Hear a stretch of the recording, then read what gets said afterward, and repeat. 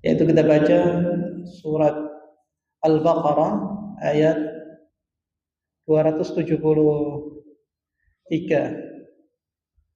Insyaallah kalau di mushaf halaman 46. Sebelum kita masuk ke ayat tersebut, panjang pembahasan tentang infak ini. Mulai Allah sebutkan fadilah atau keutamaan orang berinfak. Yang kedua, adab-adab daripada infak. Dilarang riya, dilarang mengundat-undat, dan dilarang juga menyakiti orang yang diberi sedekah. Dan juga Allah tunjukkan fadilah yang begitu besar, dan juga Allah tunjukkan kerugian yang begitu besar. Dan pada pertemuan sebelumnya Allah Ta'ala pada ayat 270 menjelaskan bahwa apapun yang kita keluarkan atau kita sedekahkan pasti Allah mengetahuinya. A'udzu billahi minasyaitonir rajim. Wa ma anfaqtum min nafaqatin aw nadhartum min nadrin fa inna Allaha ya'lamu wa ma lidh-dhalimin min ansar. Tidaklah atau apa saja yang kamu nafkahkan dan apa saja yang kamu nazarkan, maka sesungguhnya Allah mengetahui. Orang-orang yang berbuat zalim tidak akan mendapatkan pertolongan dari Allah Subhanahu wa taala.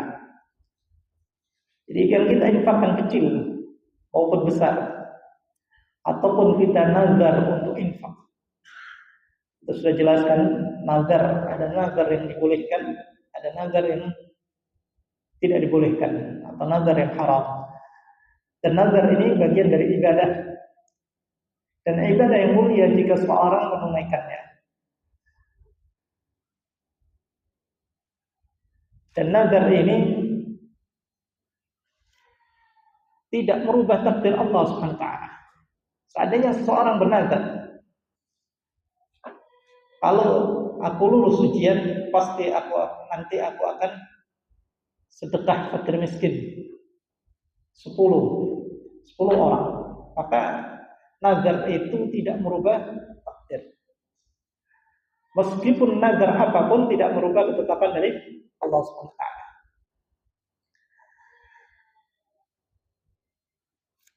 Baik, pada ayat berikutnya, in tubdus shadaqati fa ni'mahi. Jika kalian menampakkan sedekah-sedekah kalian, arti ketika bersedekah dia tampakkan, maka itu boleh. Wa in tukhfuha wa tu'tuha al-fuqara'a fa huwa khairul lakum. Seandainya dia sembunyikan sedekahnya dan memberikan kepada orang-orang fuqara, maka itu lebih baik bagi kalian. Wa yukaffiru ankum min sayyi'atikum. Niscaya Allah akan mengampunkan atau menghapuskan kesalahan-kesalahan kalian. Wallahu bima ta'maluna khabir. Dan Allah Maha mengetahui apa yang kalian kerjakan. Ini di antara kaidah seseorang yang bersedekah. Boleh dia tampakkan sedekahnya, dan boleh dia, dan lebih baik dia sembunyikan. Para ulama menggambarkan seperti paku yang ditancapkan di dinding. Maka jika yang masuk ke dalam dinding itu sedikit, yang di luar lebih panjang, maka kekuatan paku itu lemah. Maka jika paku itu yang masuk ke dalam dinding lebih dalam, yang muncul sedikit, maka kekuatan paku itu lebih kuat. Maka keikhlasan itu digambarkan seperti itu. sedalam atau sesembunyi apa kita sedekah itu. Ya, sebanyak apa kita sembunyikan sedekah kita, maka itu menguatkan keikhlasan kita pada Allah SWT. Sebanyak apa kita tampakkan, nah itu menunjukkan kualitas keikhlasan kita pada Allah SWT. Maka seseorang yang berbuat keduanya, baik menampakkan jika diperlukan atau lebih baik menyembunyikan, maka Allah akan hapuskan dosa-dosa kalian dan Allah Maha mengetahui apa yang kalian lakukan. Artinya Allah Maha tahu seorang ikhlas ataupun kurang ikhlas ataupun tidak ikhlas sama sekali, maka Allah Maha tahu apa yang dikerjakan. Tapi pada ayat berikutnya kita murajaah singkat. Laisa 'alaika hudahum walakinna Allah yahdi man yasha. Bukanlah kewajibanmu menjadikan mereka mendapat petunjuk, akan tetapi Allah lah yang memberi petunjuk atau taufik kepada siapa yang dikehendakinya. Wa ma tunfiqu min khairin fali anfusikum. Maka dan apa saja harta yang baik yang kamu nafkahkan di jalan Allah, maka pahalanya itu untuk dirimu sendiri. Wa ma tunfiquna illa ibtigha'a wajhillah. Dan janganlah yang kamu membelanjakan sesuatu melainkan kamu mencari keridhaan Allah Subhanahu wa taala. Wa ma tunfiqu min khairi yuwaffa ilaikum wa antum la tuzlamun. Dan apa saja harta yang baik yang kamu nafkahkan, niscaya akan diberi pahala dengan cukup, sedang kamu sedikit pun tidak akan dianiaya. Baik, kita pernah singgung ayat ini sebelumnya, bahwa ayat ini kisah dari seorang sahabat yang dia bersedekah, berharap orang yang disedekahi itu masuk Islam. Maka Allah Subhanahu wa taala turunkan ayat ini, laisa 'alaika hudahum walakinnallaha yahdi man yasha. Bahwa kita tidak dapat memberikan petunjuk hidayah taufik, tetapi Allah lah yang memberi hidayah. Sehingga ketika dia bersedekah kepada orang selain Islam, tidak menyesal. Ya. Dan ini disebutkan bahwa jika sedekah itu sedekah sunnah, diperbolehkan kita bersedekah kepada orang selain Islam atau orang kafir. Sedangkan sedekah yang wajib itu hanya diperuntukkan kepada atau hanya diperuntukkan untuk orang-orang Islam saja. Baik, hadirin yang muliakan Allah Subhanahu wa taala.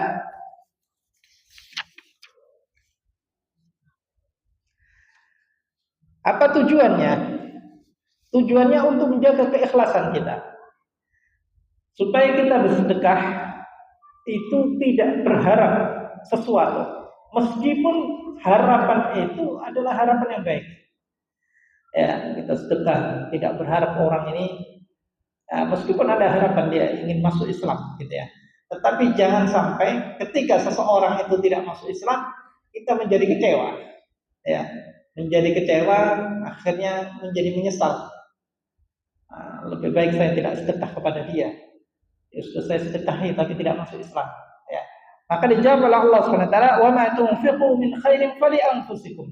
Tidaklah yang kalian infakkan itu dari harta yang baik, kecuali nanti akan kembali kepada diri sendiri. Ya. Tapi ini wa ma tunfiquna illa ibtigha'a wajhillah. Ditegur lagi oleh Allah SWT, dan tidaklah kalian berinfak ini kecuali berharap ridha Allah. Ya, jangan berharap ridha manusia atau ridha yang lainnya atau selain Allah SWT. Wa ma tunfiqu min khairi yuwaffa ilaikum wa antum la tuzlamun. Wa antum la tuzlamun. Dan tidaklah yang kamu infakkan dari harta yang baik itu kecuali kelak di akhirat Allah akan beri ganjaran dan dia tidak akan dianiaya sedikit pun atau tidak akan dizalimi sedikit pun. Artinya Allah Maha Adil. Ya, seandainya keinginan kita dalam sedekah itu mengharap sesuatu, maka ingat ayat ini bahwa wa ma tunfiquna illa ibtigha'a wajhillah. Tidaklah kita berinfak kecuali mengharap wajah Allah dan mengharap pahala Allah Subhanahu wa taala, jangan mengharap terhadap yang lain meskipun harapan itu harapan yang baik. Ada seorang dia membantu saudaranya atau membantu orang lain, berharap orang lain itu berbuat baik kepada dia. Tapi ketika orang tersebut yang sering dikasih justru tidak sesuai yang diharapkan, dia berbuat sesuatu yang tidak enak atau yang lainnya, maka ingat ayat ini, antum memberi mengharap ridha Allah, bukan mengharap manusia itu untuk berbuat baik kepada kita. Dan juga ingat, antum memberi itu tidak akan rugi di akhirat, Allah akan penuhkan dan Allah tidak akan menzalimi sedikit pun. Seandainya manusia diberi lalu dia tetap berbuat zalim kepada kita, maka untuk menenangkan hati kita ingat ayat ini. Wallahu a'lam. Tapi kita berlanjut kepada ayat berikutnya. Ayat ini juga berkaitan dengan kepada siapa kita bersedekah. Lil fuqara'il ladzina uhsiru fi sabilillahi la yastati'una darban fil ardh. Berinfaklah kepada orang-orang yang fakir, yang terikat atau yang dia dikepung atau yang tidak bisa ukhsiru fi sabilillah, yang dia terikat di jalan Allah atau jihad di jalan Allah, tidak bisa la yastati'una darban fil ardh, tidak bisa dia berusaha di muka bumi ini, artinya tidak mampu dia untuk mencari rezeki, tidak mampu dia untuk bekerja. Yahsabuhumul jahilu aghniya'a minat ta'affuf. Orang-orang jahil atau orang-orang yang tidak tahu mengira bahwa dia adalah orang-orang kaya atau orang-orang yang cukup. Minat ta'affuf, dia menjaga harga dirinya daripada meminta-minta. Ta'rifuhum bisimahum la yas'aluna an-nasa ilhafa. Tetapi kalian melihat mereka pada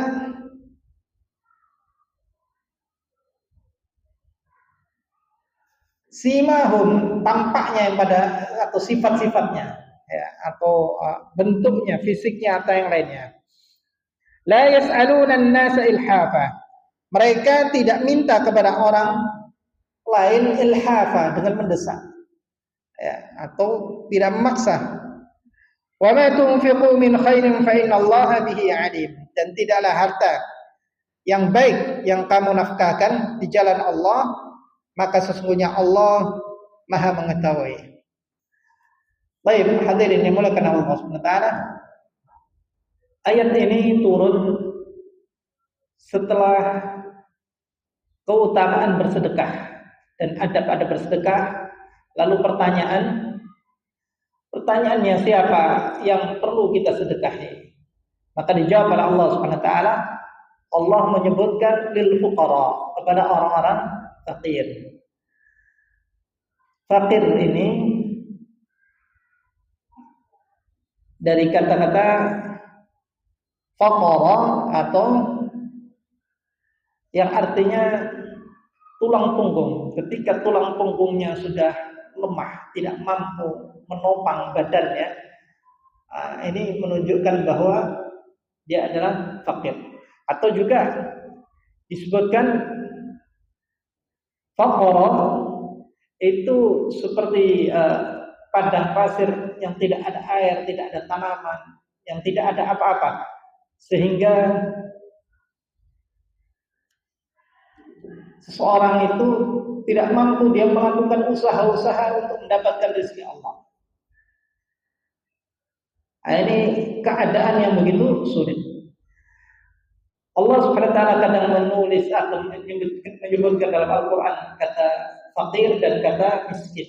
Jika disebutkan secara bersamaan, maka fakir lebih membutuhkan atau lebih parah keadaannya dibanding miskin. Atau jika Allah Subhanahu wa taala menyebutkan salah satu dari keduanya seperti ayat ini, maka termasuk juga jika disebutkan fakir termasuk juga orang miskin.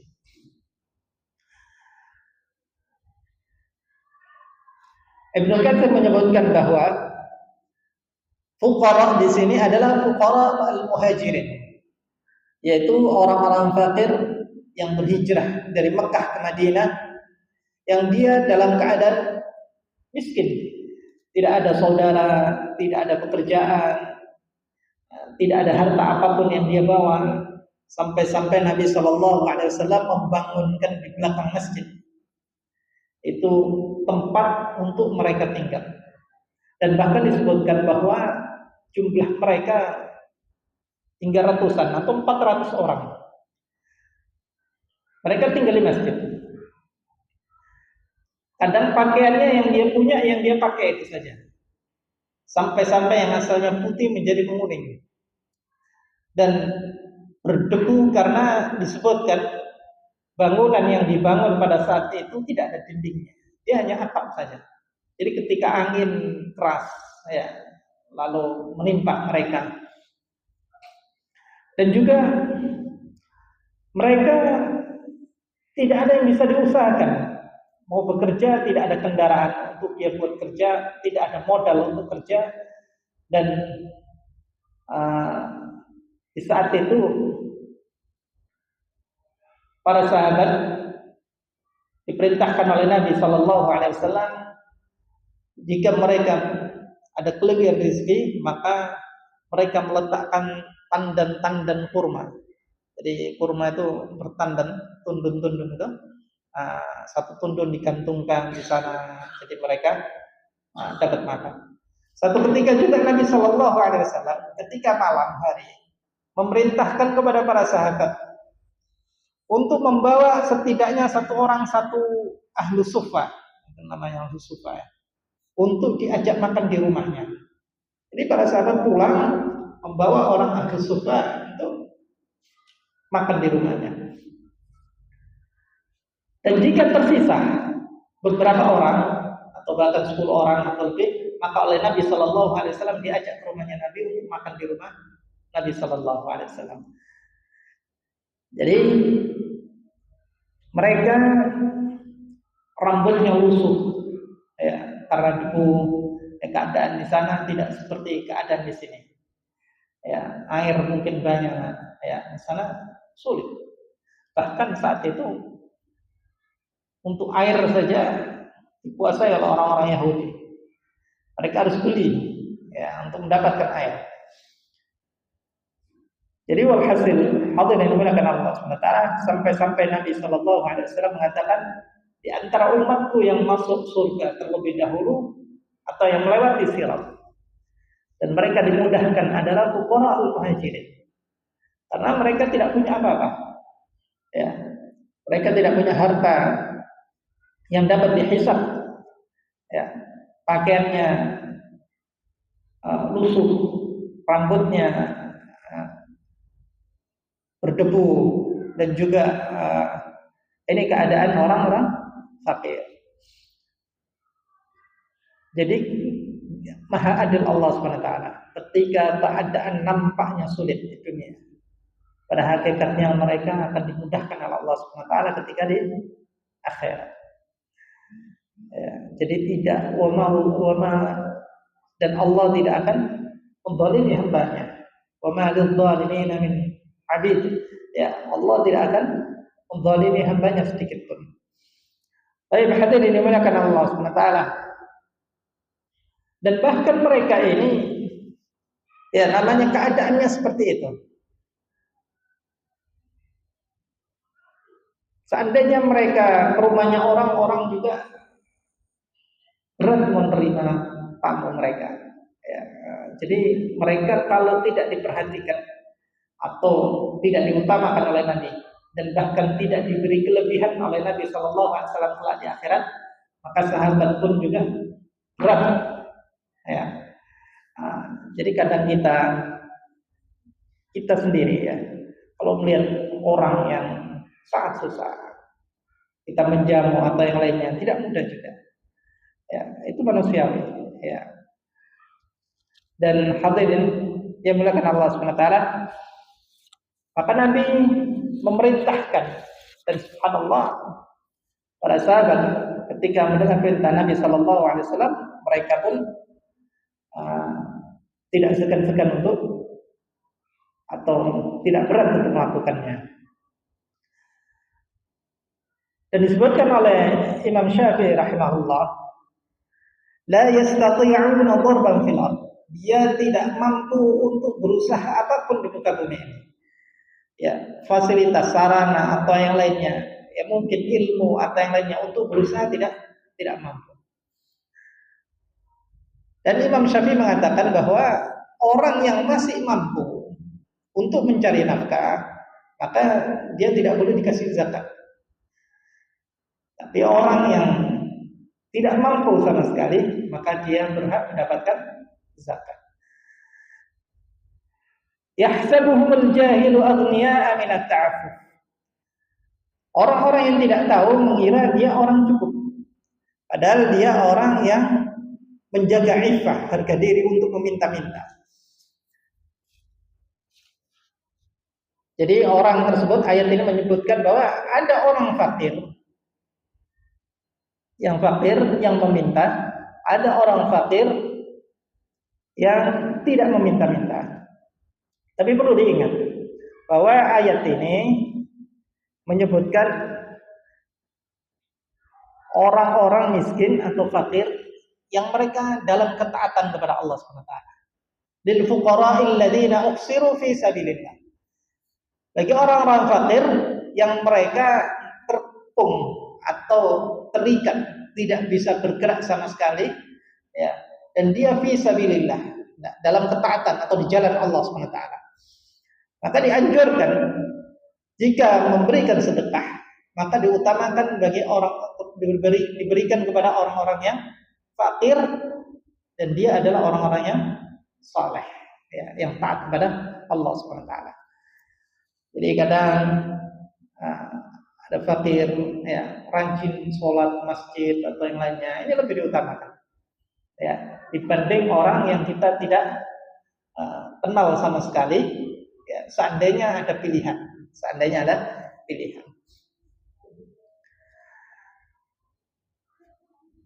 Ta'rifuhum bisimahum, dan kamu kenal dia dari ciri-ciri mereka, dari sifat-sifat mereka. Nampaknya ini orang perlu ini, nampaknya orang dia tidak minta, nampaknya ini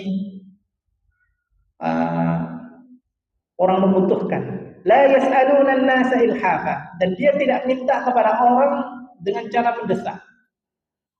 Mungkin dia hanya, ini khilaf ya, meskipun ya, tidak minta dengan mendesak artinya atau memaksa, artinya dia cuma cerita saja keadaan sekarang sulit cari kerja atau yang lainnya ini.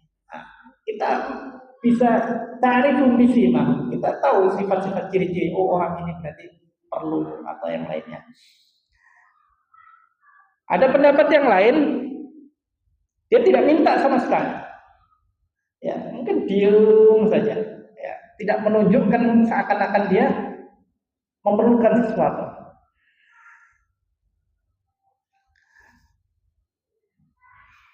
Orang miskin, kata Nabi Shallallahu Alaihi Wasallam, adalah orang yang dia sudah berusaha, tetapi dia tidak bisa mendapatkan hasil yang dia usahakan, atau seandainya dapat pun sangat sedikit. Dan orang-orang ini dia berusaha kerja untuk memenuhi kebutuhannya, tapi qadarullah, ya Allah takdirkan dia dalam keadaan yang memang rezekinya, karena Allah yabsutur rizqa liman yasha'u wa yaqdir. Allah bentangkan rezeki kepada siapa yang dikehendaki, dan kadang Allah juga kurangkan kadarnya. Maka kadang orang yang seperti ini sudah berusaha tapi keadaannya sulit, ya, maka inilah orang yang perlu dibantu di antara orang-orang miskin.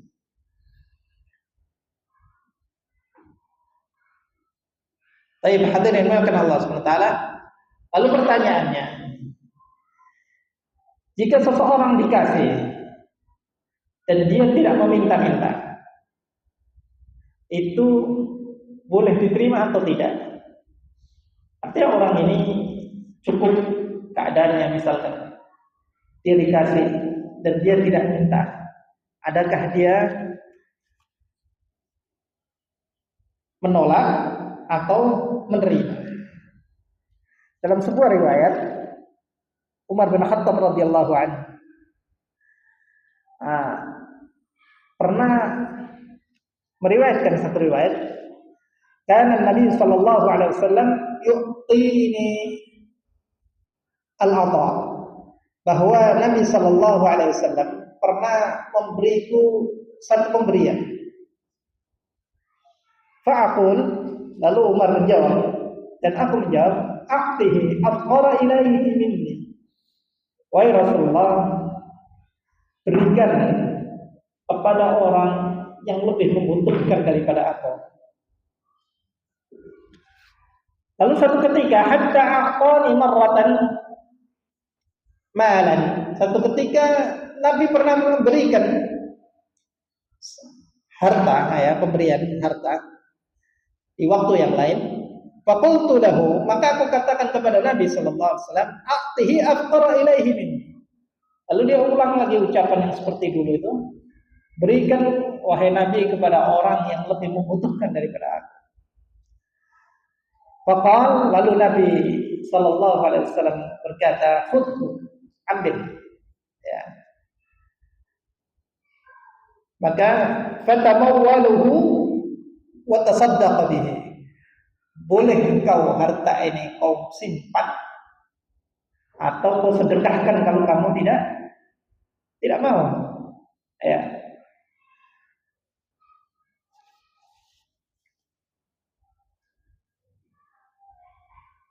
Lalu Nabi sallallahu alaihi wasallam mengatakan, wa ma ja'aka min hadzal mal wa anta ghairu musyrifin wa la sa'ilin fakhudhu. Dan jika datang harta atau seorang yang memberimu sebuah harta atau pemberian dan kamu tidak mengharapkan atau juga kamu tidak minta, maka ambillah, ya. Jadi isyraf, kata para ulama, dia angan-angan untuk diberi, ya. Angan-angan untuk diberi itu, kalau Imam Ahmad, angan-angan di hati itu pun dilarang. Seandainya ada orang bagi-bagi sesuatu, lalu dia berangan-angan untuk diberi, seandainya dia diberi maka tidak boleh diterima. Tetapi Imam Qurtubi mengatakan, kalau masih di hati dibolehkan. Tapi kalau sudah keluar di mulut atau bahkan dia tunjukkan atau tampakkan dengan perbuatan, maka tidak boleh. Artinya dia nyindir supaya diberi. Ya, kata Nabi sallallahu alaihi wasallam, jika ada seseorang memberimu harta dan kamu tidak berangan untuk diberi dan juga tidak minta, fakhudhu, maka terimalah. Wa ma la fala tutbi'uhu nafsak. Ya. Baik, hadirin yang dimuliakan Allah Subhanahu wa taala. Wa ma tunfiqu min khairin fa innallaha bihi alim. Dan tidaklah apa yang kalian infakkan dari harta yang baik, sesungguhnya Allah Maha mengetahui dengannya. Maka kita kadang malam hari berinfak kepada atau bersedekah kepada keluarga, siang hari, kadang juga terang-terangan, dan juga kadang kita rahasiakan. Dan infak atau sedekah ini disebutkan oleh para ulama perlu dihadirkan kepada diri kita. Jadi infak atau sedekah kepada keluarga ini perlu dihadirkan dalam diri seseorang, bahwa infak ini adalah infak fi sabilillah, infak di jalan Allah, atau infak dalam ketaatan kepada Allah Subhanahu wa taala. Jadi kalau seorang bersedekah, memberikan belanja kepada istrinya, atau memberikan makanan kepada keluarganya, atau yang lainnya, baik malam hari maupun di siang hari, maka ditanamkan kepada dirinya bahwa ini infak fi sabilillah, sehingga dia tidak merasa ada yang kehilangan atau yang lainnya. Tidak cukup jadi rutinitas biasa, ya, tidak cukup menjadi rutinitas biasa. Perlu dihadirkan sehingga memberikan ketenangan kepada kita. Lalu diingatkan atau mengingatkan kepada kita bahwa falahum ajruhum 'inda rabbihim. Yang kita keluarkan ini untuk keluarga kita ini nanti di sisi Allah kita akan mendapatkan ajar. Dan juga kita tidak perlu takut dan tidak perlu sedih. Nah, ini di antara keutamaannya. Wala khaufun 'alaihim wala hum yahzanun. Tidak takut dan tidak sedih ini disebutkan yang pertama adalah di dunia, dan yang kedua adalah di akhirat. Artinya seseorang yang sedekah dengan ikhlas, maka dikatakan oleh Ibnu Qayyim, ya, dia termasuk bisa babi insyirahis sadr, ya, sebab dari lapangnya dada. Jadi orang yang sedekah atau infak pada keluarga atau kepada orang lain itu bisa melapangkan dada. Melapangkan dada ini satu kebahagiaan di dunia. Ya, dada yang lapang ini satu kebahagiaan di dunia. Seseorang yang sulit di dunia, dadanya terasa sempit. Jika ingin lapang, maka dia bersedekah. Dan juga kalau di akhirat, ya, pasti dia mendapatkan kebahagiaan. Ya, tidak ada yang perlu dikhawatirkan dari apa yang dia keluarkan ketika di dunia ini. Baik, hadirin yang dimuliakan Allah Subhanahu wa taala.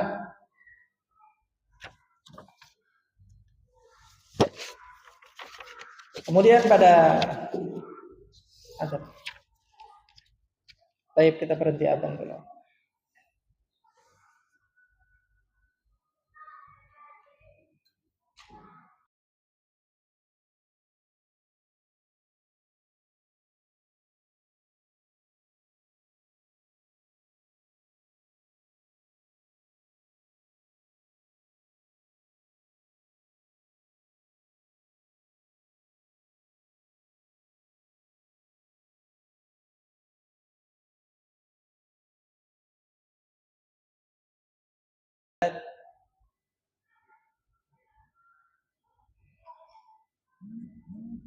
(275).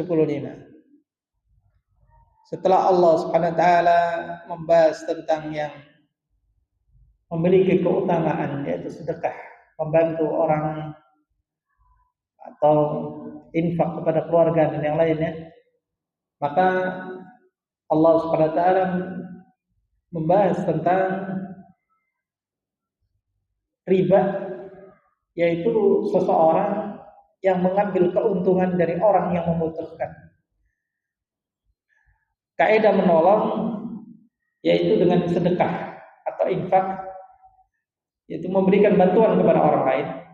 Kaidah yang kedua adalah kaidah hutang piutang.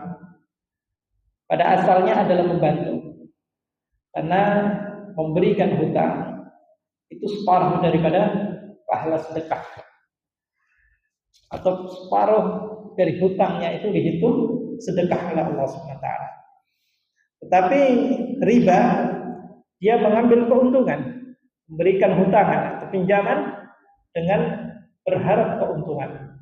Padahal kalau sedekah itu memberikan harta yang tidak berharap kembali sama sekali, kecuali dia mengharap kepada Allah. Hutangan, dia memberikan pinjaman tidak berharap kembali lebih kecuali yang diberikan hutang, tetapi itu pun akan kembali, akan mendapatkan pahala dari Allah SWT setengah sedekah.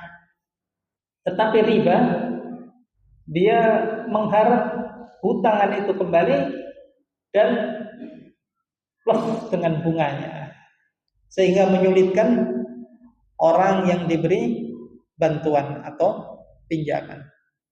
Maka orang yang melakukan riba ini digambarkan oleh Allah Subhanahu wa taala alladzina yaquluna riba, yaitu orang yang memakan atau mengambil riba. La yaqumuna illa kama yaqumul ladzi yatakhabbatu syaitanu minal mas. Mereka tidaklah dapat berdiri melainkan seperti berdirinya orang yang kemasukan syaitan lantaran tekanan penyakit gila. Dzalika bi annahum qalu innamal bai'u mithlu riba. Keadaan mereka ini yang demikian adalah disebabkan perkataan mereka, atau mereka berpendapat bahwa innamal bai'u mithlu riba, sesungguhnya jual beli itu sama dengan riba. Wa halallahu al-bai'a wa harrama riba. Padahal Allah telah menghalalkan jual beli dan mengharamkan riba. Faman ja'ahu mau'izatun min rabbih fantaha falahu ma salafa wa amruhu ila Allah. Maka orang-orang yang telah sampai kepadanya larangan dari Allah, lalu kemudian dia berhenti dari mengambil riba, maka baginya apa yang telah dia ambil dahulu sebelum datang larangan, maka dibolehkan untuk dimiliki, dan urusannya terserah kembali kepada Allah Subhanahu wa taala. Wa man 'ada fa ulaika ashabun nar hum fiha khalidun. Barang siapa yang kembali mengambil riba, padahal mereka sudah mendapatkan nasihat atau mereka sudah bertaubat, tapi mengambil riba lagi, maka orang itu adalah penghuni neraka, mereka kekal di dalamnya. Baik, hadirin melakukan Allah Subhanahu wa taala.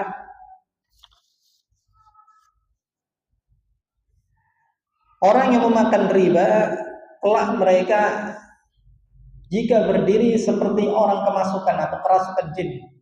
Dan ini pendapat jumhur nanti kelak di hari kiamat. Pendapat sebagian ulama, mereka pun juga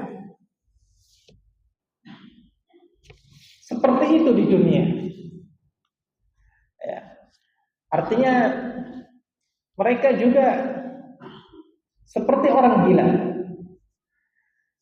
Artinya ketika ada orang miskin tidak mampu, lalu mereka berhutang,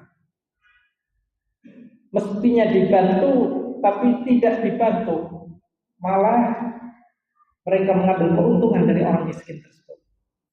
Lalu kita lihat di kampung-kampung, orang jualan-jualan itu hampir mereka menggunakan riba, pinjam 100.000, ya, kemudian dikembalikan setiap hari 1.000 sampai seadanya 100 hari ditambah 150 hari.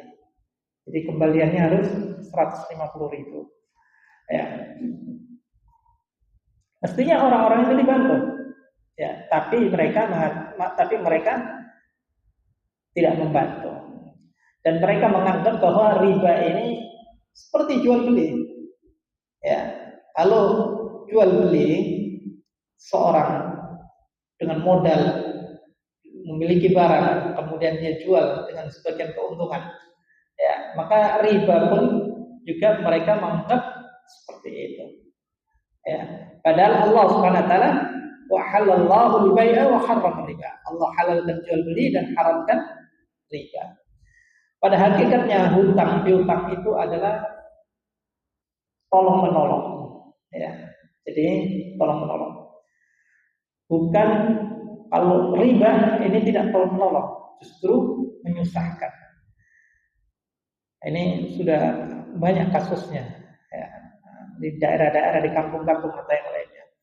Sampai mereka ketakutan lari dari rumahnya karena ditagih hutangnya, dan hutangnya pun berlipat-lipat, berganti bulan berlipat sampai dua kali lipat, berganti bulan berlipat lagi, berganti bulan berlipat lagi.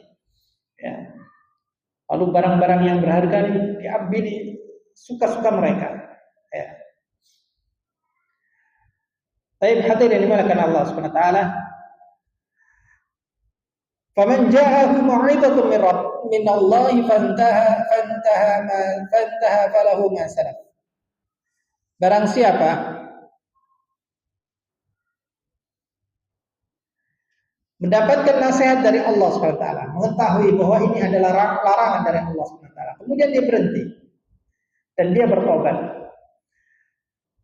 falahu ma salaf, maka apa yang dia dapatkan dari riba sebelumnya itu sudah bagian daripada dia. Wa amruhu ilallah, dan perkara ini kembali kepada Allah Subhanahu wa taala. Tapi ini di antara pendapat, uang haram itu ada dua. Ada uang haram yang tidak diridhoi mendapatkannya, seperti korupsi atau mencuri atau apa, dia dapatkan harta dengan cara yang haram, yang tidak ada ridha antara satu dengan yang antara satu dengan yang lain. Ada uang haram didapatkan dengan cara ridhaan, seperti berzina, dia dapatkan uang ya dari pelanggannya, dan keduanya ini saling ridha. Atau orang judi, dia memang sudah siap kehilangan harta karena dia ikut judi ya, dan dia saling ridha. Atau juga seperti seseorang yang lihat konser misalkan, dia keluarkan uang untuk bayar tiket menghadiri satu yang haram ya, lalu penyelenggara konser dia mendapatkan harta tersebut, yang keduanya saling ridha ya, maka ini uang haram yang didapatkan saling ridha.